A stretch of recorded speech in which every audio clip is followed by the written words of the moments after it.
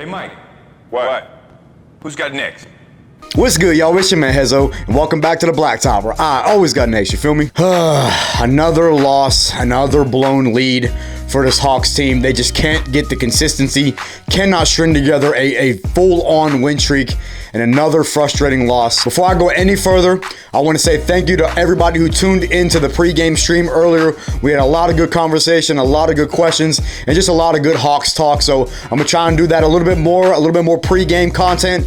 So y'all keep a lookout for that, a little bit more streams. I'm gonna do my best, but I can't do it every single game. That's just a little bit too much for me. So I'm gonna do it as much as I can, so y'all keep a lookout for that. Subscribe if you are new. We are on our way to 900 subs. We only need like 40 something more, something like that. And then again, 1,000 is right around the corner. Let's get there by the end of the year so y'all can get this jersey giveaway I'm trying to give y'all, but we got to get there by the end of the year. So y'all smash the subscribe button, leave a like on the video, and let's get right into it. This was one of those games where I thought Atlanta had to win because it's again another lottery team that is coming into Atlanta, and Atlanta just collapses once again. The game started out, DeJounte got off to a hot start offensively. OKC was getting into the paint though. Shea was getting into the paint at will. He had a huge game. I said if we do not contain Shea, we're going to have a problem, and he had 35 tonight. He got to the free throw line. He made every single one of his free throws. He didn't shoot particularly well, but he was still getting to the paint at will and finishing. Shea's a problem, man. He is such a damn good guard in this league, and I said it in the stream earlier. We have to contain him. We didn't do that. Bogdanovic looked great tonight. He hit 5 threes. He came in and immediately was an impact off the bench, which we definitely need going forward. So that was really great to see. But overall, I mean, in the first half, Atlanta really controlled most of it, but OKC just kept hanging around. They couldn't really pull away.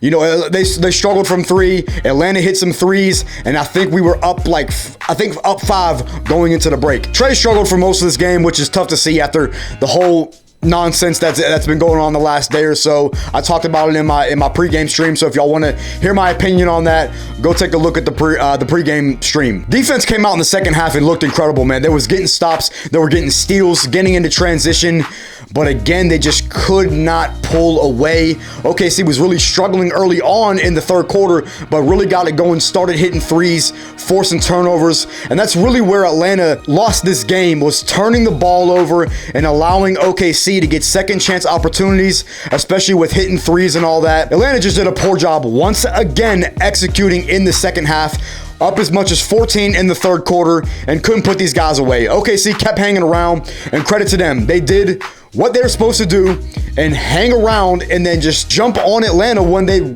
kind of least expected it, as a lot of teams have done with these blown leads. And we have really struggled to put teams away, especially bad teams. Now, OKC is not the same team that we have seen in the past, but they're still considered a bad team. They have a lot of talent, but they have a lot of, some guys that are injured. Chet Holmgren has not played, but Shea's still a beast. Josh Giddey had a nice game, and I didn't even know Robinson Earl can hit threes like that. He was 2 for 2 from 3. OKC was really hitting the 3 ball the entire second half, and that really was a big effect on Atlanta's kind of momentum. They just kept giving up transition buckets. OKC got out in transition, kept running, especially off of misses, off of turnovers. And Atlanta really just gave this game away. And again, another frustrating loss. Again, you have to credit OKC because they are a young team that gets into transition. They get easy buckets. They're not a terrible defensive team, but they're not a great defensive team. They really struggled in the first half, but just kept hanging around. And again, I've mentioned it in past videos, when you give young teams, energy to hang around in games, they can make a comeback. We saw it in the Houston game. This is a big problem right now for this Hawks team, is these blown leads. It's a consistent collapse almost every single game where we are up double digits. We just can't put a team away. Even in the Denver game, it was a very impressive win. But if you look at the second half of that game was a lot closer than it should have been. Now, obviously, they have a back-to-back MVP, so that's a little bit different. But if you look at the way that they outscored Atlanta in the second half in that game, OKC did the same thing tonight. They only outscored them by 1 in the third quarter, but the fourth quarter was just absolute dominance. Atlanta kept settling for jump shots, missing jump shots, and it just was not like the ball wasn't sticking or anything.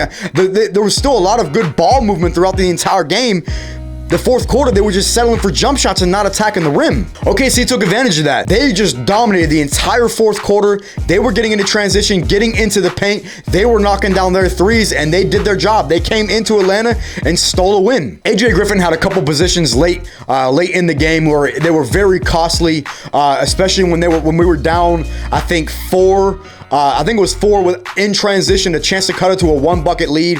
And then he turns the ball over, or it was a missed shot. I can't remember which one it was. And then OKC goes back in transition, and then Shea gets a dunk down the other end. It's just a crazy turn of events that they couldn't stop OKC in transition off of missed shots and off of turnovers, and that was a big problem. Turnovers shot Atlanta in the foot tonight, and then again, those second chance opportunities that they gave up. It was bad, man. It's way too many turnovers in the second half. Very frustrating to see. DeJounte had a couple costly turnovers. He missed 2 costly free throws towards the end of the game, which I don't really know if it mattered because I felt like OKC had it in the bag at that point. Again, just another blown lead and another collapse. Not much about this game, man. Just like I said, it was Atlanta controlled most of this game until about midway through the third quarter, and then OKC went on a huge run to cut the lead down to 4 at the end of the third quarter, and then they went on another huge run to start the fourth quarter, and then it was just all OKC from that point on. I've already touched on that a little bit earlier in the video. So I'm gonna get into my final takeaways. Number one was the second half collapse. Up as much as 14 points, double digits once again. They had multiple 10-point leads where OKC just kept hanging around, kept knocking down shots, kept getting offensive rebounds, and that's just, again, a recipe for disaster when you're not boxing out and you keep turning the ball over. I said in my stream, it's not that Atlanta's losing games, it's how they're losing games. Now, I get we're still above 500. We're still sitting around, we keep kind of fluctuating between 4 and like 7 in the Eastern Conference. The rest of the Eastern Conference really hasn't been great outside of the top 3 teams, Boston, Milwaukee, and Cleveland. We're kind of hovering, but we're not creating any separation between these other teams because we're dropping games like this against teams that this should be a win. I mean, OKC, they're not a terrible team, but they're still a lottery team, man. You have to win games like these if we're gonna contend in the Eastern Conference. I've said it 1,000 times. So another fourth quarter, again, another collapse. Wasn't even really a fourth quarter collapse. It was just a second half collapse. And again, I pointed this out in the stream. When you look at the games that we have lost, it's the way that we're losing. It's the double-digit leads being blown. It's that sometimes when we do lose, we get blown out.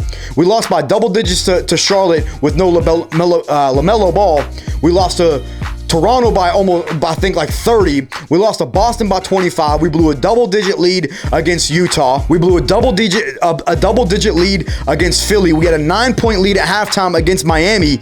It's not the fact that we're losing games, it's the way we are losing games with these second half collapses. There has to be some sort of adjustment in the second half to where they can close out these games. A second half collapse against Houston as well. I didn't even mention that. Just multiple second half collapses, man. And it's just frustrating. Very frustrating to see. And it's been really the story of this entire season. This team can be multiple games above 500 if we could just close games out. That hasn't been the case. Number 2 was the turnovers. The turnovers in the second half just absolutely killed Atlanta. Sloppy turnovers, illegal screens. Okongwu gets called for so many illegal screens, man. Like it's so frustrating because, bro, you get called for it every single game. Why is no one showing him how to set a proper screen? Those are bad turnovers. And then, bad passes, getting stripped, going to the paint, driving baseline, stepping on the baseline. Those are bad turnovers. And those are costly turnovers, especially when you're trying to create separation and trying to put a team away and you consistently turn the ball over and give teams like OKC more opportunities when they have a guy like Shea. And keep in mind, man, OKC was going on their runs with Shea sitting on the bench. I mean, that whole time when they were on that fourth quarter run, Shea was on the bench, and then Shea came in and closed out the game. Number 3 was the second chance opportunities. Again, I touched on a little bit earlier. I think OKC finished with like 14 or 15 offensive rebounds, and that's just not going to get it done, especially when they don't have a great glass cleaner on their team. I mean, they don't have a ton of size. They're missing Chet, so they don't have a ton of size. There's no reason for this team to get out-rebounded, or not even really out-rebounded, but to give up that many offensive rebounds, because there was some possessions where OKC was getting 2, 3, 4 offensive rebounds, and then would hit a three or something. Isaiah Joe came in and hit 3 threes in a row for this OKC team. And again, credit to OKC. They came out, they got down early, but they fought and fought, didn't give up. They fought their way and got back into the game and eventually took the dub. Credit to Shea, credit to Giddey, and credit to role players, man. They really stepped up and got the dub. So my fourth and final takeaway is Bogdanovic. Again, he has looked great in his second game. He finished with, I think, 17 points. He hit 5 threes. You could tell that his legs were kind of getting tired towards like the end of the third quarter. In the fourth quarter, he kept shooting, which is fine, but you could see that some of his shots were short, and that was fatigue. And he'll be better than that. He's gonna obviously, get consistent, get his legs under him as the season goes on. He's going to continue to get his shots and continue to hit threes and get his energy back. And I, kind of expected that. I think he was played a little bit too much towards the stretch of the game. I felt like he should have came out probably earlier than he did. But Nate was trying to, ride with him, get him going after he missed like 3 or 4 shots in a row. But again, it happens. His legs got tired. It is what it is. He still looked great overall. He hit 5 threes, so you can't be mad at that. So I'm going to pretty much leave it there, man. Again, not too long of a recap. Mainly because it seems like it's the same story over and over and over. Like I said, I feel like I'm always constantly on repeat, because I feel like every single recap is almost the same, because we lose the same way every single time, and it's with just a fourth quarter blown lead, or just a second half collapse in general, and it's getting frustrating, man. I mean, I've been frustrated all season. There's no way we should only be 2 games above 500. We're 13-11. I feel like we should be sitting around 16, 17 wins, but we're not. It is what it is. We chalk this one up as an L. I think we have the Knicks on Wednesday, and then we have Brooklyn on Friday, and then the Bulls on Sunday.